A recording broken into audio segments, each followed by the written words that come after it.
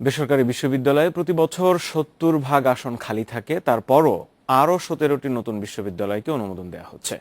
বেসরকারি বিশ্ববিদ্যালয় সমিতি বলছে, এখনই আয় কম, নতুন আরও এলে বিপর্যয় নেমে আসবে। মঞ্জুরি কমিশন বলছে, আইন না মানায় বেসরকারি বিশ্ববিদ্যালয়গুলোর এই হাল। ৯৪টি বেসরকারি বিশ্ববিদ্যালয়ে আসন ৩ লাখ, শিক্ষার্থী ১,২৫,০০০, অর্থাৎ বেশিরভাগ আসনই ফাঁকা। আসছে আরও ১৭টি, শিগগিরই জারি হবে প্রজ্ঞাপন। শিক্ষার্থী না পাওয়ায় অনেক বিশ্ববিদ্যালয় স্থায়ী ক্যাম্পাসে যাচ্ছে না, ফলে হুমকির মুখে তাদের অস্তিত্ব। এ পরিস্থিতিতে সংখ্যা আরও বাড়লে বেশ কটি বন্ধ হতে বাধ্য।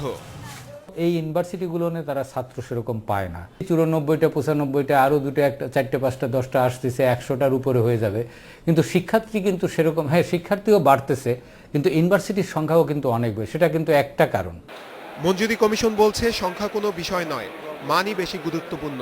যারা মানসম্মত শিক্ষা দিচ্ছে তাদের শিক্ষার্থীর অভাব হচ্ছে না।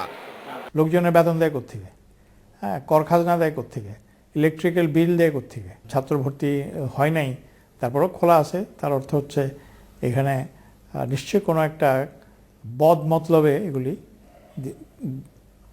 মাসের পর মাস, বছর পর বছর খোলা রাখছে। কমিশনের অভিযোগ, কেউ কেউ শিক্ষার্থী না পেয়ে সার্টিফিকেট বাণিজ্য চালাচ্ছে। তাদের বিরুদ্ধে অভিযানে নামার ঘোষণা দিলেন চেয়ারম্যান।